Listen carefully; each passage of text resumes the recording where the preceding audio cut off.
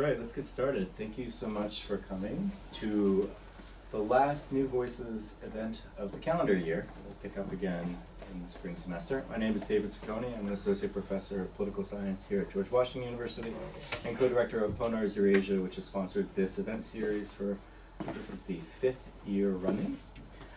Ponars is a network of over 150 scholars, mostly based in North America and Eurasia, working on all types of topics related to the region: political science, international relations, sociology, anthropology, economics.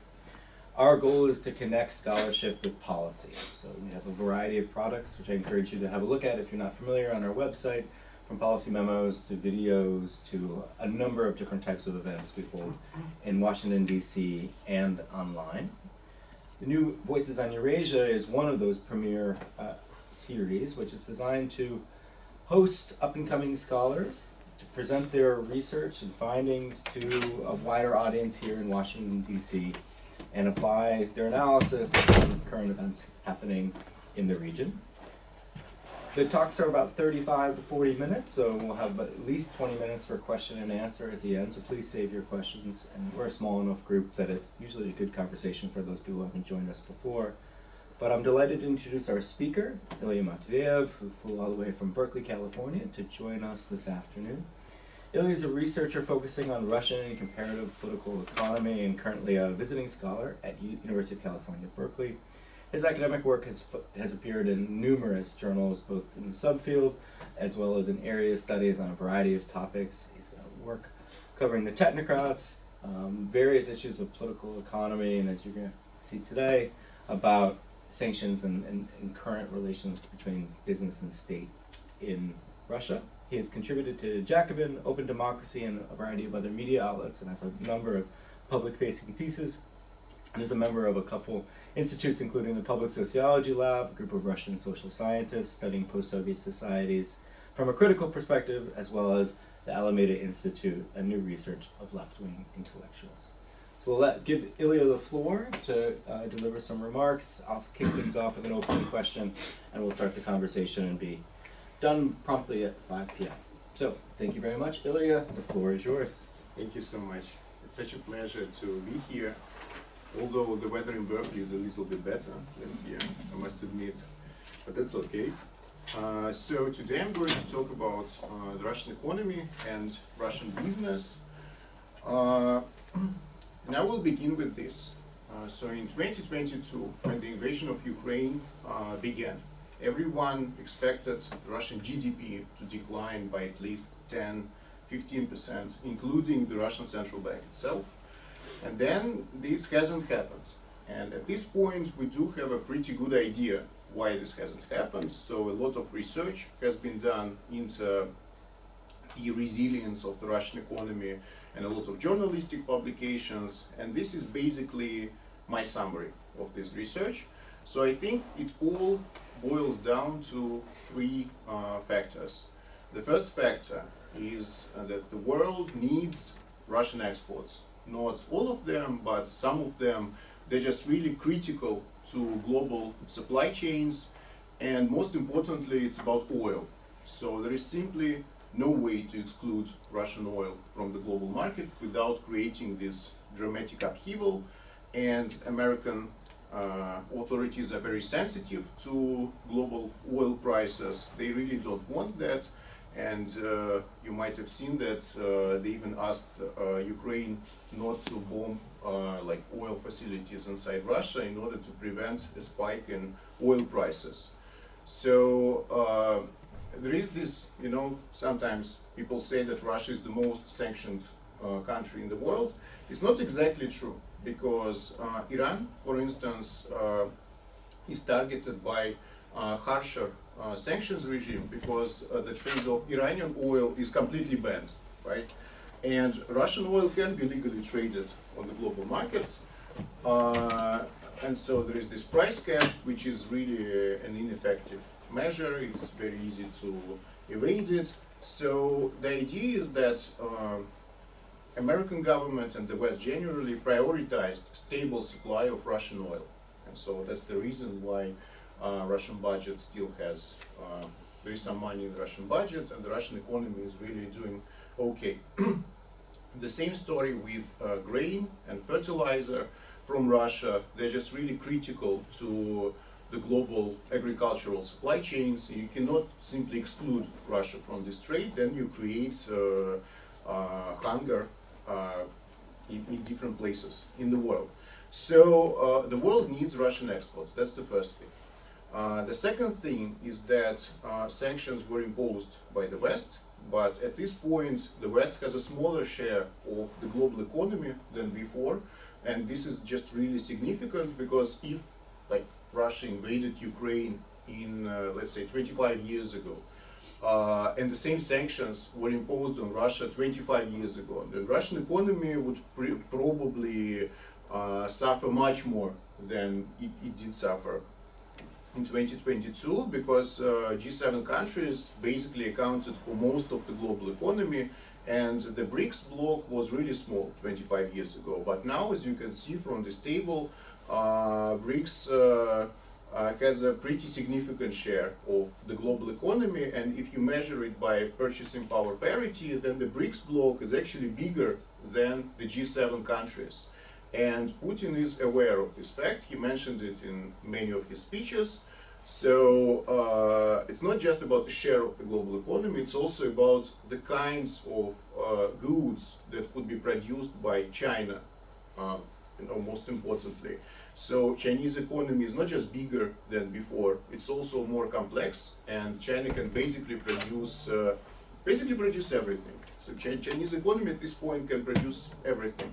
And because of that, Russia can survive on Chinese imports, and I think this was not fully accounted for when the sanctions regime was designed. That basically Chinese economy is not just large, it's like 30% of global manufacturing is in China, but also China can produce everything that Russia needs.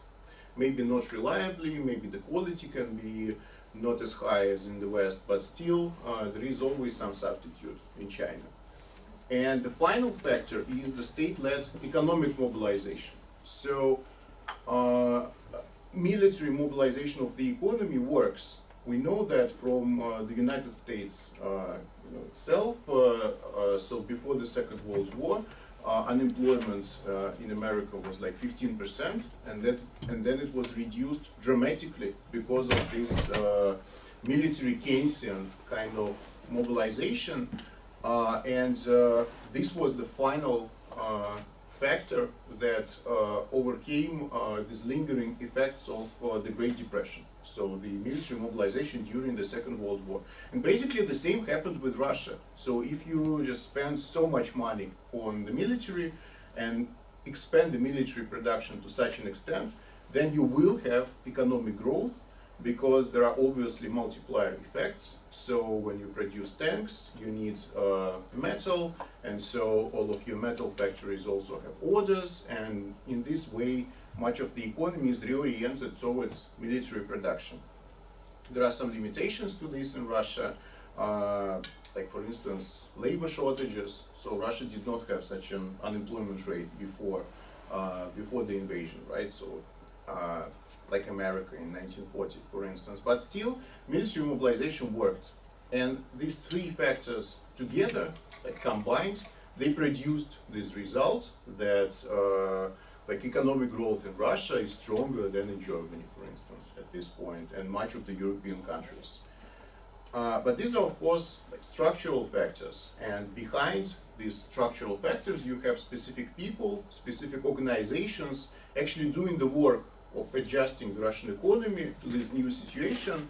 And this was also covered by the media, the technocrats, right? The economic managers, Elvira Nabiulina in the central bank, Silanov in the Ministry of Finance, and other people in the economic ministries. So they really did the work and really just managed to implement all those things that were needed to adjust the Russian economy. And the irony here is that most of these people, they were economic liberals, so they wanted to create a globalized economy, an open economy. Instead, they were forced to work on kind of isolated economy geared towards war. but somehow they excelled at this task, and we know this from all these publications.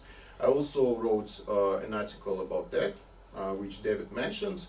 But today, I would like to talk about the other technocracy. So not the government technocracy, but the managers in the largest corporations. So what about them? I think it's a bit of a blind spot. So when we talk about Russia, we talk about the government all the time. We talk about the technocrats in the government. So Nabiullin is really just the most famous central banker in the world by far, right? But what about the corporations? Because Russia has hundreds of large corporations with huge management experience, very internationalized, with subsidiaries all around the world. And it's interesting to look at Russian business and the responses by Russian companies to this whole new situation. And there is some work done on that as well. Andrei Yakovlev, for instance, took interviews with industry executives, and they told him some kind of counterintuitive facts. He learned them from these interviews. Like, for instance, it is apparently possible to replace European and American equipment and machinery with Asian equipment or even Russian equipment. So there was a kind of a psychological barrier before that, you know, those European machines, they just worked, and also they provided very comprehensive services, so like repairs of the machinery and so on. And then this psychological barrier was broken, and all those engineers in Russia discovered that apparently there are some Russian analogs to those European machinery and equipment and factory equipment, and those Russian analogs are not much worse than the European ones, and they cost less, and so it turned out to be really even a cost-saving measure to replace all this equipment with Russian equipment.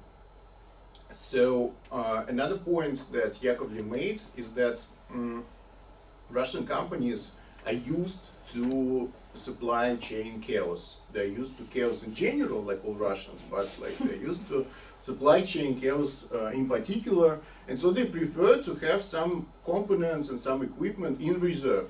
This goes against the current management wisdom that you need to have like just-in-time delivery. You don't need to have large stocks of equipment at your factory. But Russian factories apparently prefer to have, you know, stocks of components because you never know, and right, there's always something. And so, and that something happened in 2022, but somehow Russian companies were prepared in the sense that they already had some stocks of equipment and components, and so when the worst of this logistical crisis happened, they could survive off these reserves. And this was discovered by Yakovlev in his interviews with engineers and with executives at Russian businesses. So I would like to contribute to this line of research, and what I would like to do is to combine kind of political science approaches with approaches from strategic management literature, which is pretty interesting because there is whole other literature apparently that studies sanctions and businesses and state-business relations in its own different way. And so it's really interesting to combine like political science and management.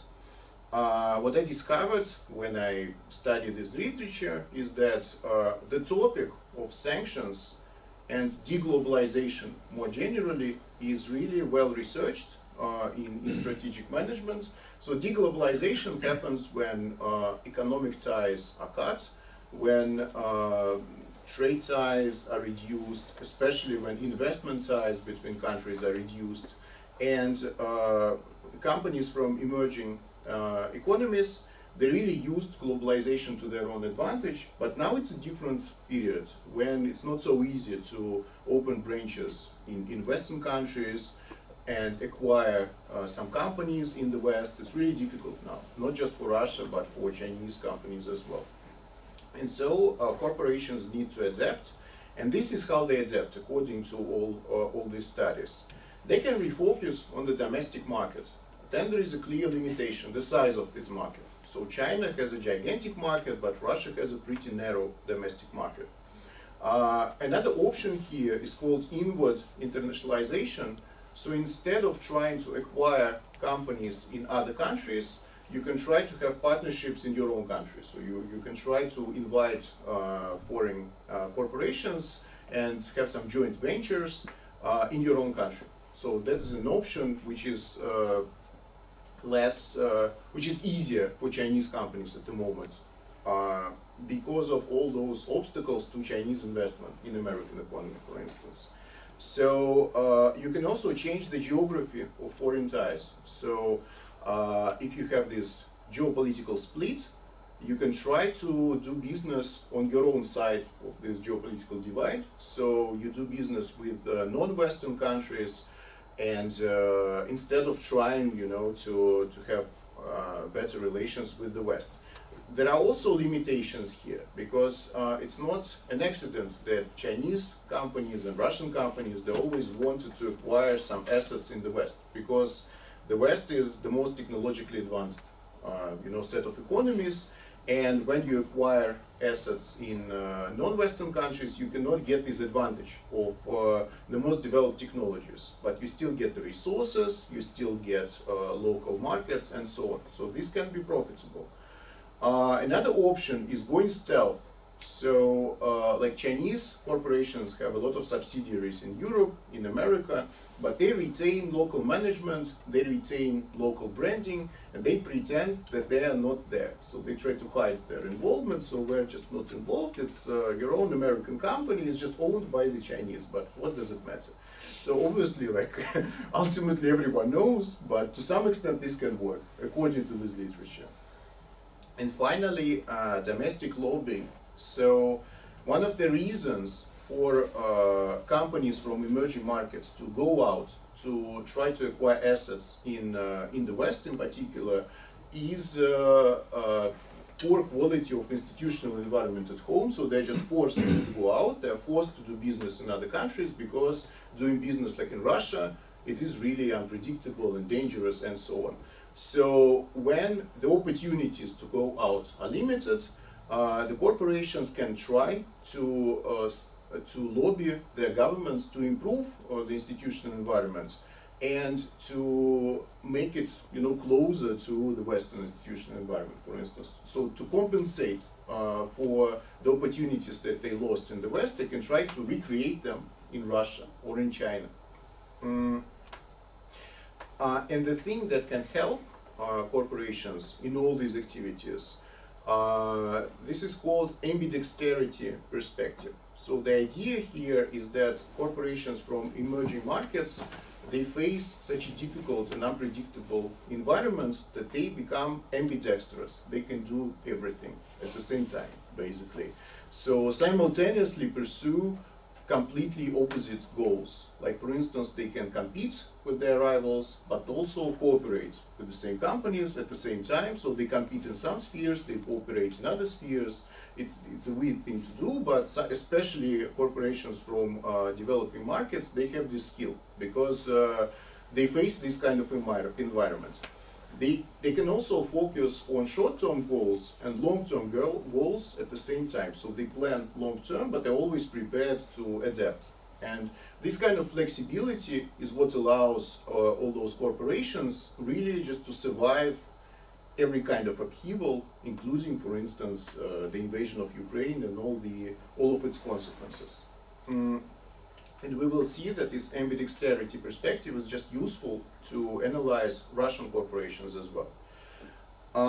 And there is research that combines the perspectives of de-globalization and ambidexterity. Like, for instance, there is this article about Huawei, this Chinese company that American government is really just determined to destroy for some reason. It is just really the most hated company in America. And American government was not that successful in destroying Huawei, despite of all of its resources.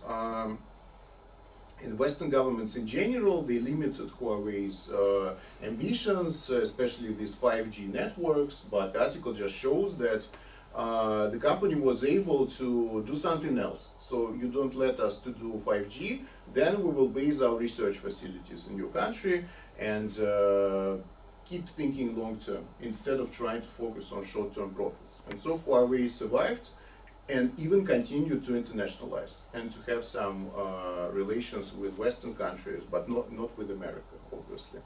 Because America is just determined to arrest all of the executives of Huawei. It's like the same with the International Criminal Court and some other governments. So my case studies in this research is, so we've done it with my colleague from Higher School of Economics, Anna Mishura, and we focused on two companies, Lukoil and Rusal. So this might not be the most obvious choice, because Lukoil in particular, everyone talks about Rosneft, the biggest oil company in Russia, which is state-owned. But both Lukoil and Rusal, they are private companies. They do not have any state involvement. So the state doesn't own anything, any stake in these companies. They're also highly internationalized. So Lukoil is the most internationalized company in Russia. The idea was to build an oil major similar to Exxon, to Shell, that Lukoil will be everywhere, have branches all around the world. And to some extent they succeeded. And with Rusal as well, Rusal has in particular the factories that produce alumina. So this is the thing that you need to produce aluminum, right? The metal that Rusal produces. So those kinds of factories Rusal has all over the world. This created problems after 2022, but they turned out to be manageable mostly. So to some extent, these companies, they are similar, but they're also different, because Rusal is a monopolist in Russia. So almost all of the aluminum produced in Russia is produced just by one company. And its owner is very tightly connected to Putin and to the Kremlin. So he's really just this paradigmatic kind of political capitalist. But Lukoil, it's a different story, because you have Rosneft and you have Igor Sechin, and they're just really connected to Putin. But Vagit Elikperov, the long-time head of Lukoil, never had such connections. Unfortunately, he's not Putin's friend, right? So he's just not Putin's friend. And then the question is, how do you survive in Russia as the second largest oil company without being headed by a Putin's friend? So, and because of that, Lukoil always had certain problems. Like the most lucrative oil and gas fields that we could develop, they went to Rosneft. And Elikperov always said that, you know, we don't need subsidies, we don't need state support. What we need is just give us some oil fields and we will develop them, you know, just share them a little bit, because everything goes to Rosneft. And in fact, the reason that Lukoil is so active internationally is that Rosneft just pushes it out of the country, so it's difficult to get those lucrative contracts in Russia. And so, like, the puzzle here, what was Lukoil going to do when all those international opportunities also diminished? Now Lukoil has to compete with Rosneft in Russia, and that creates a combustible situation. So, data sources for this study. The Capital IQ database, it's a pretty interesting source of data that contains information on all kinds of business transactions, including like mergers and acquisitions, for instance. I think it is underused in political science in particular, and this is really promising to use business databases in political science research. So this is one of the things that I discovered. Annual reports, press releases by Lukoil and Rusal. Also what we did was we searched Kommersant, the biggest Russian business newspaper, for all the news stories mentioning Lukoil and Rusal, and it's about 2,000, newspaper stories that we found, and we skimmed all of them and just filtered them for the information that we needed. And this turned out to be pretty useful. Finally, we took 3 interviews with industry experts and 1 interview with a Lukoil executive. So I just called them on LinkedIn, and that totally worked. I just wrote, how about an interview? And he's like, okay. And I suspect that this particular person had an MBA from an American school, and I said that I'm from Berkeley, and also have a business school, so that helped a little bit. But really, this is a lesson that sometimes you just write to people and they will respond. But that doesn't happen often, in my experience. Right. So this is a chart from Capital IQ. The number of international acquisitions by Lukoil and Rusal by year. And you can see that those companies were very active in those mergers and acquisitions before 2014. So Rusal was extremely active in acquiring businesses abroad before the 2008 crisis. But then after 2014, this activity declined dramatically, especially for Rusal. So the period after 2014 was really different. And one of the points that we make in our research is that sometimes people say that sanctions introduced in 2014 were not that important. So it's not true. Actually, those sanctions were pretty important. They were already quite harsh, and they created real obstacles for Russian businesses. And you can see it from this chart, for instance. It became very difficult to acquire companies abroad because of direct prohibitions. Like, for instance, Rosneft tried to acquire an oil trading business from Morgan Stanley, the American bank, and then the deal just fell through in 2014. So, because of the sanctions. But also, foreign businesses began to trust Russian businesses less. So everyone was afraid of more sanctions, and so this really impacted the dealings of Russian companies abroad. This is what we discovered in this research. So Lukoil, since 2014, actually faced several huge problems. The biggest problem was the failure of this huge deal with Total, the French oil company. So the idea was to develop like the largest oil field in Russia together, and they just refused to do that after 2014, even though Lukoil was not targeted directly. Still, it was just too risky to invest so much money in Russia. Even though Total still had pretty friendly relations with, with the Kremlin, but the point was that we could continue the project that we already began, but we're not going to invest in new projects in Russia. So that was a problem for Lukoil. Huge problems in Ukraine. So Lukoil had a refinery in Ukraine, also a network of gas stations. They were picketed by nationalist activists, and Lukoil was essentially forced out of Ukraine and sold all of its assets in Ukraine, just all of them, in the period before the war. Not after the war, but before the war. And also, Lukoil was proactive in selling all of its assets in Eastern Europe. So all of its gas stations in Poland and in all of the Eastern European countries, they were sold.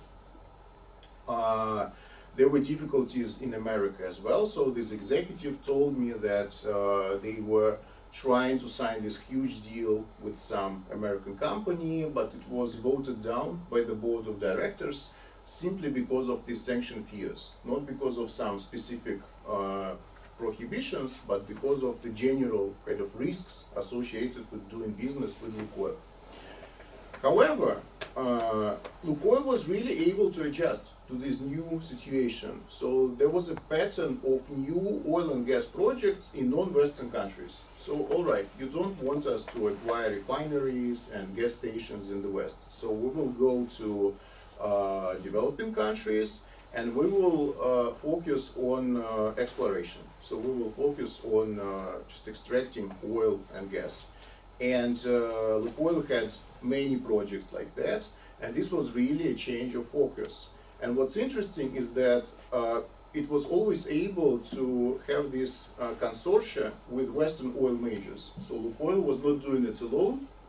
It was possible to do it with Total, with Eni, the Italian company, and those like Western companies, they were okay with doing business with Lukoil not in Russia, but in the third countries. So that was okay for Western oil majors. And Lukoil quickly kind of understood that this is an opportunity. So we will not be able to cooperate in Russia as much as we did before, but we will be able to cooperate in Congo, for instance, or in United Arab Emirates. So this became a pattern. Then if we look at Lukoil's activities at home, at the lobbying activities, so what do we see? It's a pretty interesting, paradoxical picture. So on the one hand, Lukoil really suffers from this unfair competition, especially with Rosneft. So basically, when Sechin asks Putin for something, Putin always gives, this thing to Sechin, not to anyone else. Like the most obvious example, Bashneft, this oil company that was taken from its owner in 2015. So Lukoil tried to acquire it, actually. So Lukoil made its bid to acquire Bashneft. And it was more in line with government policy, because Putin himself said that his idea was to reduce the size of the state sector and maybe expand private oil production as well. And that was like the official government line. And Alexei Lukoil, the Minister of Economic Development, just repeated Putin's own words that we need to reduce the size of the state in the economy. And what happened next? Lukoil was in prison, right, because of Sechin's intrigues. So, and Bashneft went to Rosneft, right? So the whole thing completely failed, and it just shows the crony side of Russian capitalism, which is definitely present. But another example is the Arctic. So one of the most promising regions for oil exploration in Russia is the Arctic.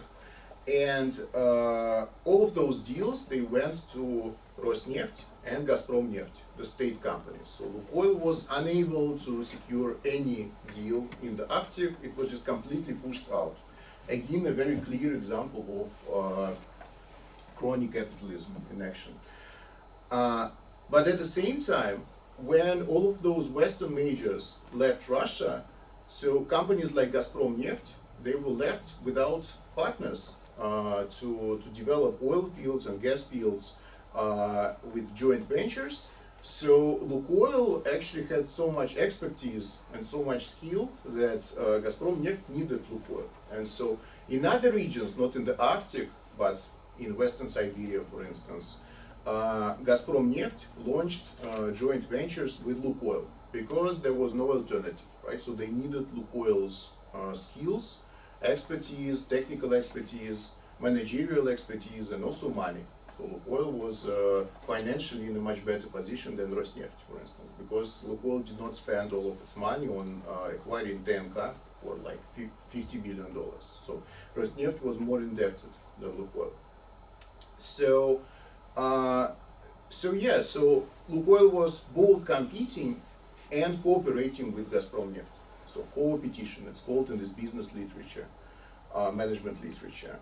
And then one of those joint ventures with Gazpromneft was headed by Andrei Patrushev, the son of Nikolai Patrushev. And this is also very typical for Russian capitalism. You need people close to Putin, essentially, to operate your projects. This is the way to provide krysha, political protection, right? So you need a very serious person heading this project so that you don't have any political problems. And this is what Lukoil did. So it was playing by the rules of Russian crony capitalism, trying to secure those connections to Putin's inner circle, like to Patrushev, for instance. But at the same time, Lukoil was really lobbying the government to create a level playing field with Rosneft, always trying to amplify this, situation where Rosneft has all the benefits and all the tax breaks and stuff like that. And Gazpromneft could be an ally in this scenario because Gazpromneft is not as politically powerful as Rosneft, and so Lukoil often banded with Gazpromneft against Rosneft, right? In all of those kind of insider government dealings, and this also fits this ambidexterity capability. It's called co-evolution. So those companies, they both adapt to the existing environment. They also try to change it at the same time. And I think this is what Lukoil was trying to do. It was trying to both adapt by playing by the rules, by inviting people like Patrushev and his son, but also trying to lobby the government to reduce this gap between Rosneft and everyone else in order to create a level playing field. So two strategies at once. And I think both of those strategies were effective to some extent. So we should not neglect all of those lobbying activities against Rosneft, because on a kind of more mundane policy-making level, sometimes other companies also won. So especially if they banded together, like Gazprom-Neft and Lukoil, they're kind of important companies in Russia. So Rosneft hasn't always got what it wanted. Rusal. So this is a simpler story because it is a monopolist and Deripaska is so politically connected. So Rusal's idea was very simple. We need to increase the domestic consumption of aluminum, and we need to build more factories consuming aluminum produced by Rusal, and we need the government to fund all of those new factories. So we just asked the government to build the factories that would use Russian aluminum. And this was also effective, as you can see from this chart, compiled from the annual reports. The share of the domestic market was increasing starting in 2017. So 2018 was the period when America imposed sanctions on Deripaska. They were lifted in a year because of some politicking, because of some politicking in America itself, and also Deripaska pretended to cede the control of the company. So this all helped, and eventually the sanctions were lifted in 2019. The sanctions against Rusal. So the sanctions against Deripaska stayed, but the sanctions against Rusal, they were lifted.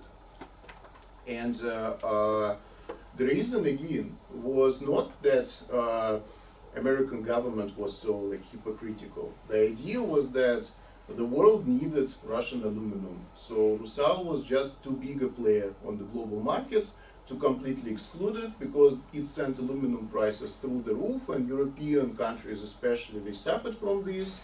And so there was just no way to destroy this company. And American government, to its credit, always said that, we don't want to destroy Rusal. We understand that it's a company that actually produces useful stuff. But Deripaska, unfortunately, is this oligarch which is really engaging in all those illegal activities connected to America itself. So that was a dilemma for American authorities. So Rusal was basically lobbying to increase domestic consumption of aluminum. And another thing that Rusal did was to look for metal producers in the West that suffered from financial problems like bankruptcy.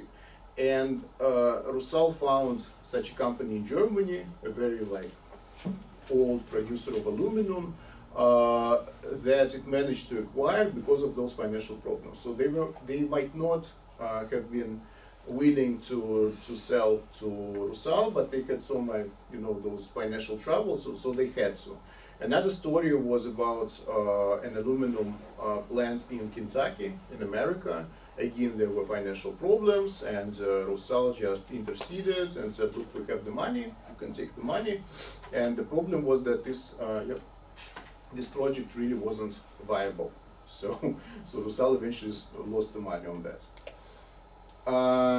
So just to conclude, after 2022, we see supply chain chaos. So Lukoil, its own facility in Bulgaria, could not refine its own oil.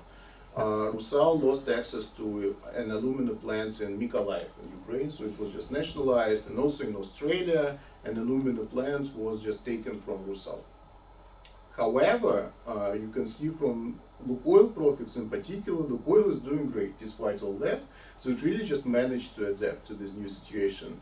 And Rusal is not doing so great, but it is still profitable. It is still profitable, yet they are very small profits, but they are profits nonetheless. And the situation in 2014 was much worse, as you can see, right? So despite all of those resource problems, supply chain problems, Rusal is still doing okay. And then, in 2023, a year after the war began, Lukoil was still signing these new deals in non-Western countries like a deal in Congo with Eni, with an Italian company. So the war is already raging, but Lukoil is still cooperating with Western oil majors. So this is apparently possible if you are just a really good company. And Rusal is just continuing to lobby the government for the domestic consumption of aluminum. Also just switched to Chinese supplies of the resources needed, and also planned these gigantic alumina plants near St. Petersburg. In the St. Petersburg area, there's a question whether this is a feasible project because it costs so much and Rusal does not have that much profit, but still there is this plan. So the conclusions. What does this story say? First of all of those labels that are used to describe the Russian economy, they are simplifications. It's not like they're completely wrong, but they simplify the picture. Like for instance, if we have state capitalism in Russia, then why private businesses are so important to this story? If we have political capitalism, how come large companies can survive without state subsidies, without state support, like Lukoil, for instance, that does not receive state subsidies or state contracts? If we have crony capitalism, then how come companies like Lukoil survive despite the presence of Putin's cronies like Igor Sechin? So, despite the fact that Sechin is so powerful, Lukoil is still the second largest oil company in Russia. And finally, if we have kleptocracy, so how come the Russian government even started this war? It doesn't make sense for a kleptocracy to risk everything by launching the invasion. And so I think that those labels need to be rethought. The second point is we need to bring the corporation back in. We need to study companies. We need to study not just governments, but we also need to study companies and their internal organization, their business decisions. So this can be very fruitful for the understanding of the Russian economy. And the final point, non-Western globalization is possible and it is taking place. So globalization before was essentially the expansion of the economic power of the West on a global scale. But right now we have a kind of non-Western globalization with Russia going to China, China going to Africa, into Latin America, and so on. And so we have a parallel process of globalization which is not centered on Western economies. And Russia is really a part of that. This is just a reality. And I don't think that America will be able to change this reality in the near future. All right, thank you. Thank you very much. So I'm going to kick things off with a quick question and then we'll open it up to the audience. I really like and learned a lot from this presentation, and I found it interesting that you focused on two companies that more or less, I hate to use this word, but successfully adapted or in the process are showing some success in adapting. Yet there's a lot of companies that have not adapted to it. We might call them like failed cases. So I wanted to hear you speculate a little bit, like what are the features of Russian companies that allow them to adapt versus those that don't make that change. They're really struggling right now and that haven't made the correct decisions. I have a lot of ideas of what you might think about, but I'm sure you have an answer about what differentiates your cases from, is it the mass of Russian companies or is this really common and these are representative? Right. I think, first of all, that most of Russian companies adapted to some extent, especially large companies. They all had some success in adapting. But of course, you have corporations with much bigger problems, like Gazprom, for instance. Gazprom is a counterexample. So they have losses second year in a row. And the basic reason is that Russian gas is not the same as Russian oil. So it's possible to replace Russian gas with American LNG exports. So for Gazprom, the reality is that the world can live without Russian gas, at least to some extent, right? So with oil it's different, but with gas, it really hit Germany in particular with higher priced American gas, but still it's possible to survive without Russian gas, and so Europe will survive without Russian gas, and that's the main reason why Gazprom has more problems than Lukoil. But also I think that like private companies maybe are more effective in terms of management. I'm not sure about that, but because actually state-owned companies, they also have some very competent managers. But at the same time, Gazprom, it's such a strange corporation with so many different motives inside. It's politics, it's geopolitics, it's corruption, it's like technocratic management, it's everything combined. And with Lukoil, it's more straightforward. It's just a company with good management, with a lot of expertise, and so on. So this might be, you know, the difference. Substitutability of the goods and the role of private shareholders really kind of focusing the mission. This is what comes to mind, but this is a very obvious question for quantitative research. So but also for just broader discussion. So thank you so much. Why don't we open it up to the audience and hear your thoughts. Any questions for Ilya? My question is about Lukoil. And it seems that it's not all about adaptability and resourcefulness, and there is something sinister involved as well, because in 2023, the founder and the director, president of Lukoil, stepped down, apparently not of his own desire. Same about his deputy, and there was one or maybe even two mysterious deaths among the top executives of the company. So my question is, does the term crony capitalism apply to Lukoil now? Because apparently these dismissals or resignations and violent deaths have to do with the issue of control. And it seems that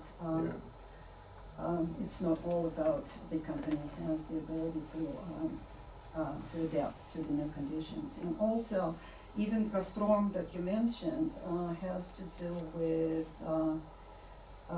raw material. With how about other companies? And this is a follow-up to David's question.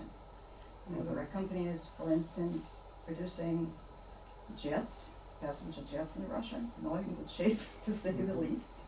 Railroads, not in great shape. Different story. And so maybe you would talk about other companies that are not as well equipped to adjust to the new conditions. Yeah, so the Lukoil story is really mysterious. I'm not sure what's going on, because it's true, like one person fell out of the window, this classic Russian trope, so it happened to a Lukoil executive. And and Oleg Perov himself stepped down in 22, so when the war began. But it's not clear, did he really step down? So he stepped down from the management position, but he still owns the majority stake. Not the majority, but the biggest stake in the company is still owned by Oleg Perov. And he was the richest man in Russia at some point, like in 23, 24, so like $30 billion. So, I mean, it was crony capitalism even before the war. Right? Okay. It's wrong to say that Oleg Perov is not part of this system. He's obviously very connected to everyone, but not as connected as Sechin. So it's just a different kind of personal influence that he has. But I read some older article in Vedomosti, and some like company insiders said that Oleg Perov basically like lives in the Kremlin. Instead of doing his job like at Lukoil, he just is constantly talking to everyone in the government. That's the like 80% of his time is spent just balancing those different things in the government, in the Kremlin, with Putin, and so on.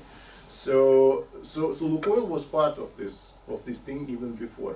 But what happens now? It's not clear, because obviously Sechin has his eyes on Lukoil. That's another part of the story. That Sechin has always wanted to absorb Lukoil. That's his main ambition, to become almost like a monopolist in Russia. And I think that Putin recognizes that, and he always like dangles this carrot. You know, maybe someday he will be like, but not today. So, and so this might be connected to this, but I'm not sure, right?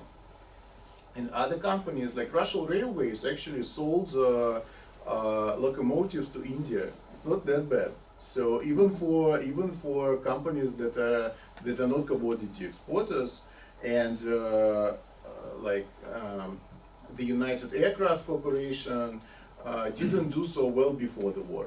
So it's not like it was so successful before the war. It was like, yeah, it's kind of struggling. It has been struggling for a long time.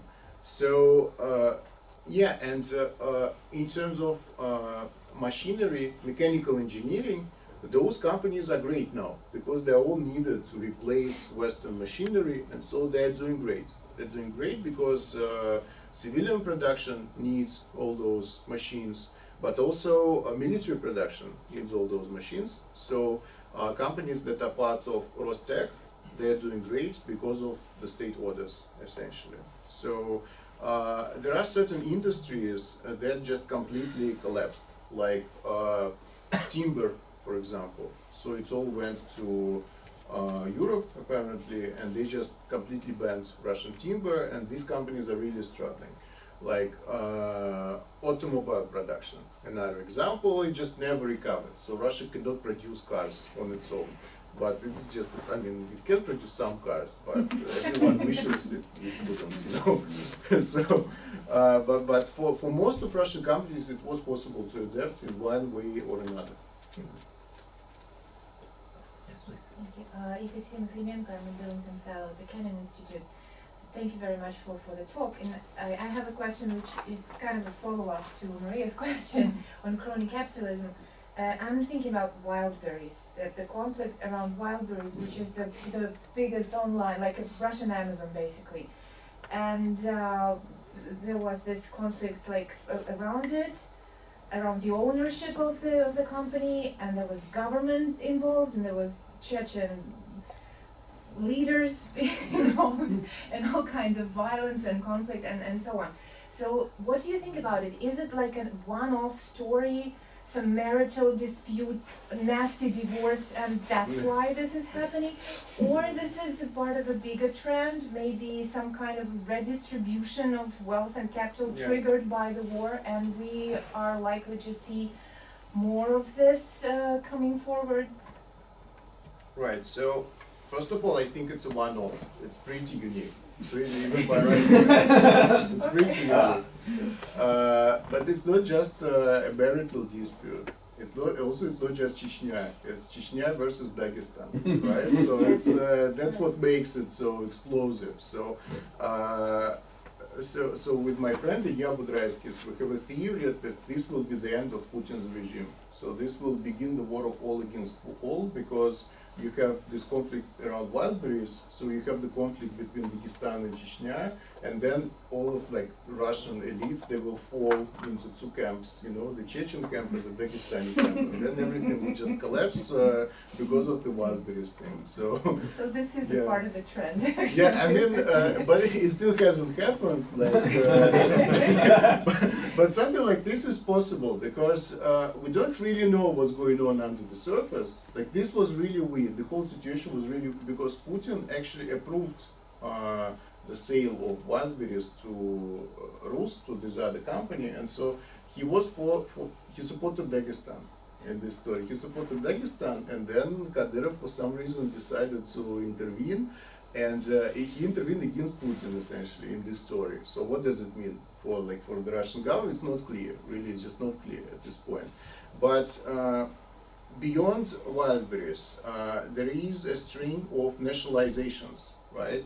So like dozens of cases of nationalization. They're usually smaller companies, but these things do happen. And Yakovlev, for instance, considers this to be one of the defining trends in the Russian economy, that there is a lot of redistribution going on, and this is really making everyone nervous, right? But at the same time, the biggest companies, they were pretty stable. You know, except wildberries, most of those companies, there was no huge upheaval in them. So it's not, I mean, at some point this whole thing will collapse, but right now it's somehow, you know, muddling through. So this is my impression. There was some news a few weeks ago that the Russian government, or people in the Russian government, were talking about nationalizing. I think it was Rosneft, Lukoil, and Gazprom Neft, kind of all together. I just wanted to hear if you have a perspective on that and how likely it is, or why they might have come out with that news. So Rosneft is already a state company, so a majority-owned state company. Gazprom Neft as well. So this might target Lukoil. And if Lukoil is absorbed by Rosneft, then the whole Russian oil industry is state-owned, essentially. And I think that for Putin it's really important that it doesn't happen, because he considers this an advantage, a competitive advantage, that not all Russian oil is state-owned, because he looks at places like Venezuela and Brazil, and he looks at those oil companies, and he understands that he needs some kind of alternative. And that was generally his approach, that you don't have one thing, you have two things. Like you have Gazprom, but you also have Novatek, right? You have Rosneft, but you also have Lukoil. And so this creates some kind of balance that was deliberate. I think that was deliberate, and this is why Putin is underestimated as a manager, because this can be a very effective approach. He creates this situation of competition, but also cooperation on some other levels. And so, like, it's more complex when we tend to think, you know, the whole kind of Russian state-business relations, governance system, and so on. Yeah. It's actually more like the Chinese model than anything. Yeah. Ailey. Yeah, Ilya Matveev from the State Department. I guess one thing I'd like to do and hear more from you, Ilya, is to connect what's going on with these corporations and what's happening more broadly with the labor market and the workforce in various industries in Russia. So what these companies are able to do is remain afloat and stable. But also, you know, there are two other really big pressures. One, just the military service, but also the military-industrial complex in terms of drawing away possible workers. So is this at all a concern for these two companies specifically, or generally for the private sector in Russia? Are they able to keep people employed, from going to other places where they might be making more money? Yeah. So this is definitely a concern for all of the private sector, and Russia has basically full employment at the moment. So unemployment is less than like 2.5%. You can call it full employment. But we know that European countries had full employment before the 70s, so it's not such a unique situation. You can have like a normal economy with full employment. It just means that the workers are in a very strong position, because you don't have the reserve army of the unemployed, and so workers can really drive up wages, and this is what happens in Russia. And this creates inflationary pressure, just like in Europe in the 70s. So workers demand higher wages, and companies pay higher wages, but then they sell their products for more, and this is like a cost-price spiral. So one of the causes of inflation. So, but at the same time, like Russian economy was held together by poor wages. So in fact, before the war, Russian workers were underpaid. And to some extent, this is a correction. You know, it's more normal now that like Russian workers are supposed to be paid more. And this might force Russian businesses to be more effective and even to innovate, because now they have to pay more to their workers. They cannot just exploit, labor. They have to pay normal salaries, and therefore they need some managerial technical innovations to stay profitable, right? So there is this German political economist, Wolfgang Strick. He has this idea of beneficial constraints, that some constraints are actually great because they force companies to do better. And this is what might happen in Russia, I suspect. That it's not just bad news, all those labor shortages, it can also be good news. Mm-hmm. And when the war began, I had an extremely gloomy picture of the Russian economy, but now I was just wrong. Like everyone, I was just wrong, and we need to look at different processes, and we need to look at things that make Russian economy better somehow, despite everything, right? And so higher wages can make Russian economy better. So we should expect higher productivity? Yeah. So the companies are forced to increase productivity because they are forced to pay higher wages, and so they will be forced to implement like technical innovations. Yeah. Why don't we take two questions really quickly, and then we're out of time. So in the back, and then yes. Hi, I'm Matt Hickey from the University of Pittsburgh. I know we've seen, like, specifically in Russia, the federal government increasing its domestic power. How much have we seen reference to, like, corporations specifically federal influence as opposed to other governmental influence, specifically Putin's influence, like increase or change at all? Great, thank you. And last question. Yeah, please. Yeah, well, I just want to say thanks to everyone, terrific thing. I came actually from the business world. We had a joint venture in Saratov, made railway bearings. Of course, we're out. A lot of what you said rings true, so I think it's good from what I understand of what's going on since we got out.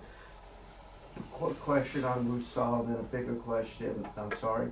On Rusal, did they structure their agreements such, how do they handle the pricing? So if the government's gonna put in money to build new plants that's gonna use their product, did you do any research on how the pricing was gonna work?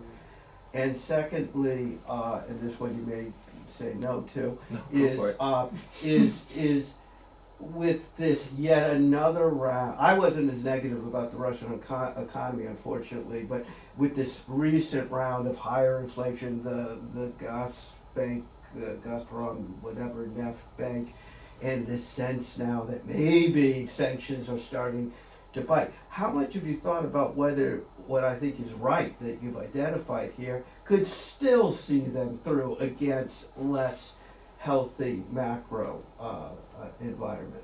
Thank you. Last word with you. Right.